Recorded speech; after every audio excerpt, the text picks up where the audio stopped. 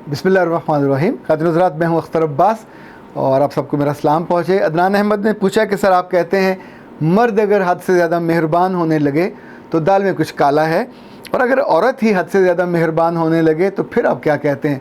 फिर मेरा ख्याल है कि पूरी दाल ही काली होने वाली है या हो चुकी है। Be careful about that.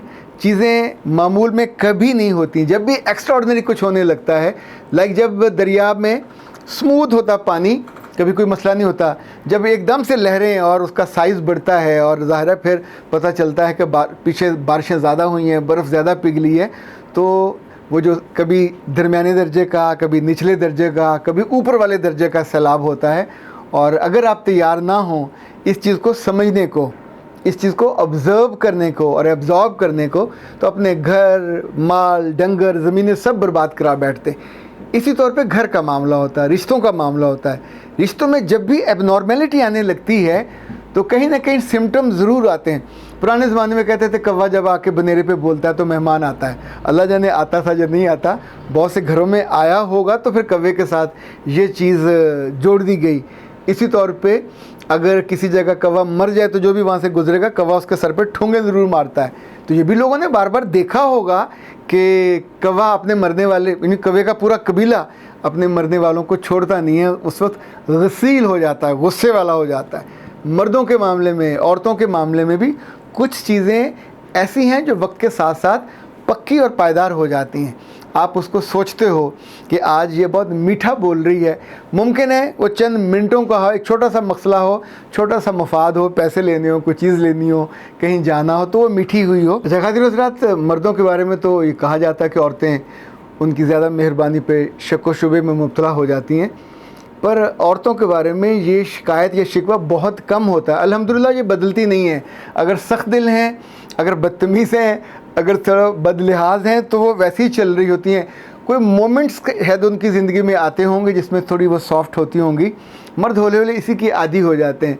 अगर खुदा ना खास्ता कोई ख़ातून ज़्यादा ही मेहरबान होने लगे, जिसका इम्कान कोई नहीं है, किताबी तौर पे ठीक है, और ये सवाल भी हो सकता है, आपने एक मज़े में पूछ लिया, लेकिन आप सोचिए कि ख़ातून मेहरबान क्यों होने लगी।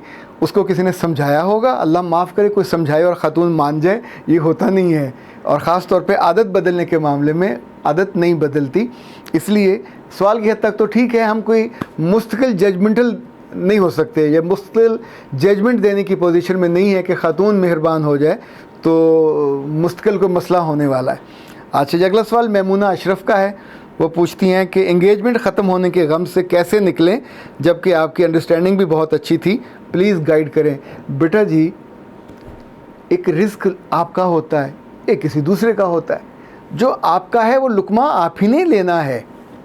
जो रिस्क आपका नहीं है वो आपका नहीं बन सकता। जो रिश्ता, जो मोहब्बत, जो ताल्लुक़ आपका नहीं था वो आपके लिए नहीं आया आपकी ज़िंदगी में। तो जो चीज़ आपकी थी नहीं, उसके बारे में आपकी ख्वाहिश थी, आपकी दुआ थी, आरज़ू थी, नहीं पूरी हुई, तो सिंपल अंदर से ऑन ऑफ का बटन ऑफ़ कर दीजिए और नई ज़िंदगी या नए रिश्ते के लिए बटन को ऑन कर दीजिए। आप वो खिड़की खुली रखोगे तो वहाँ से आएगा तो कोई नहीं, पर आपकी सारी खुशी, इत्मीनान वहाँ से जाता रहेगा और आप ज़हनी मरीज़ बन जाओगे। ये ज़हनी मर्ज़ एक ऐसे बंदे की वजह से या ऐसी बंदी की वजह से कि जो आपकी ज़िंदगी में ना है, ना होगी, ना वो रही है, तो उसको सोच सोच के, उसके बारे में कुड़ के, हाय मेरी बड़ी अंडरस्टैंडिंग थी, उसके फ़ोन बहुत लंबे आते थे, उसके ख़त बड़े अच्छे होते थे, तोहफे बहुत अच्छे देती थी या देता था। तो ये सारी माजी की चीज़ें हैं। माजी गुजर गया, सब गुजर गया, रात गई बात गई। अच्छा, ये सवाल अलिफ बे जीम दाल ने किया है। वो कहती हैं कि अगर बेटा अपनी बीवी के लिए फल लेके आए और दूसरी अशिया भी लेके कभी कभी आए और छुपा के अपने कमरे में चला जाए, वालिदैन को पता चल जाए मगर वो कुछ ना कहें, मगर उनका दिल बहुत दुखता है, आप क्या कहते हो? अच्छा, वालिदैन को घर में ऐसा माहौल क्यों पैदा करते हैं कि जहाँ बच्चे को ये करना पड़े? अगर बच्चा आपका कम तनख्वाह वाला है, कम आमदनी वाला है, तो जो भी वो फल लेके आए, थोड़ा आए, चाहे वो 2 सेब लेके आए, 4 केले लेके आए, जब खाने का वक्त हो तो आपको सर्व करना चाहिए, अपनी बहू को भी देना चाहिए। और इनफैक्ट वो जब आप अलमारी में रख देते हैं संभाल के, वहाँ गल जाते हैं, फ्रिज में रख देते हैं, वहाँ किसी को निकालने का हक़ नहीं होता। तो उसके बाद जो भी नए रिश्ते जो बने होते हैं, इनको मिठास चाहिए होती है, रिश्ते की भी, खाने की भी, तोहफे की भी, एक होने का एहसास चाहिए होता है। तो अगर वो बच्चा अपने बीवी के लिए तोहफ़ा लेके आ रहा है, चाहे वो फल क्या कितनी वो पेटी लेके आएगा, थोड़े से 2-4 दाने ले आएगा, तो इस पे फिर आप कनखियों से क्यों देखते रहते हैं कि क्या लेके जा रहा है? आप भी तो टो लगाते हो ना, किया करो, क्योंकि फिर आप दुखी होते हो। वैसे बाय द वे दुख किस बात का है? लड़की आप पसंद करके लाए हो, उसकी ज़िंदगी में खुद दी है, अब उसका घर चलना है, उसका दिल उसके साथ अटकना है, वहाँ से उसको औलाद मिलनी है, तो उस बेचारे को इतना टाइम दें कि उसके साथ टाइम भी स्पेंड करे, वो दोनों इकट्ठे दूध पी सकें, इकट्ठे खाना खा सकें। कुछ जबर क्यों है कि वो लड़की इतनी देर आपके पास आके बैठे, रात 10 बजे से पहले उठ के ना जाए, लड़का भी कमरे में ना जाए? मतलब आपने कुछ जेल खाने के जेलर बने हुए हो, कुछ ज़िंदगी में नॉर्मल चीज़ नहीं होने दे सकते ना। आप जेल की डेवड़ी पे बैठे हुए वो सिपाही हो कि वहाँ से गुजरने वाला हर टिफ़न और हर डिब्बा और हर लिफाफा खोला जाए और देखा जाए और फिर उसमें जगह टैक्स लगा के कुछ निकाल लिया जाए। माँ बाप को ये नहीं करना चाहिए। इवन जो सगी बहनें हैं, जैसे नंदें कहते हैं, उस घर में उनको भी ये घटिया हरकत नहीं करनी चाहिए। अपने भाई को या बेटे को ये मौका देना चाहिए कि अपनी नई ज़िंदगी के वो जो नींव है, बुनियाद, नींव जिसे कहते हैं, उसको मजबूत रखे। तो ये छोटे छोटे टिटबिट्स हैं, कभी वो कोई अपनी आमदनी के मुताबिक, अच्छा ये बहुत अमीर लोगों के यहाँ नहीं होता, ये आलमोस्ट अपर मिडिल में भी नहीं होता, ये लोअर मिडिल का मामला है। तो लोअर मिडिल में वैसे भी पैसे की बड़ी दिक्कत होती है, मोहब्बत और जज्बे की भी दिक्कत होती है, वहाँ प्यार को तकसीम करना बहुत मुश्किल होता है। आमतौर पर तो मुँह से कहा ही नहीं जाता, ना बेटे को इजाज़त होती। आप सोचिए, पहले हम हंसते होते थे कि शादी हुई तो जब हनीमून पे, अब ज़ाहिर है हनीमून बड़े लोगों का शेवा था, आला क्लास का, एलीट का, अपर मिडिल का, फिर मिडिल तक आ गई। अब जब लोअर मिडिल में वो चाहते हैं कि हनीमून पे जाएं, मरी ले जाएं फलां जगह, तो यकीनी तौर पे वहाँ ये हमाकत की जाती है कि तेरी भैन ने नहीं देखा मरी, भी नाल ले जा। अच्छा नाल नहीं ले जा, अपने कमरे च रख। अब तो मैंने इस तरह के वाक़यात जब मेरे सामने आके बच्चियों ने बताए कि उनकी सास साथ चली गई हनीमून पे और जाके उसी बेड के दरमियान में सोई, वो चौड़ी होके खराटे मार मार के, तो अल्लाह आपको माफ़ करे, ऐसी हमाकत करने का दिमाग कहाँ से ख़रीदा आपने? ये किस आला दर्जे की दुकान से आपने लिया? वो बच्ची सारी उम्र आपको बद्दुआएं देगी, अपने घर जाके भी बताएगी कि किन जाहिलों में मुझे ब्याह दिया। ये जहालत जो है बुनियादी तौर पे किताब से दूरी का नाम नहीं है, जहालत ज़िंदगी को ना समझने का नाम है।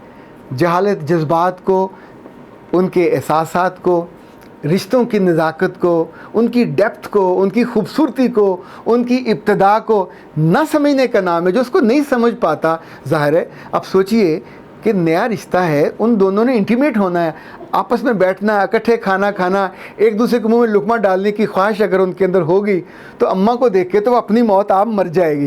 यानी अम्मा के मुंह में भी वो लुकमा नहीं डाल सकते और एक दूसरे के मुंह में लुकमा भी नहीं डाल सकते। अम्मा को प्रॉब्लम क्या है? सारी ज़िंदगी पड़ी है, कल पोते पोतियाँ हो जाएँ फिर आप चले जाइएगा। आपने वैसे कभी ये क्यों नहीं कहा अपनी बेटी के साथ कि हाय बेटी तू जा रही है हनीमून पे तो मुझे भी साथ लेती जा? ये अजाब हमेशा बहू के हिस्से में क्यों आता है?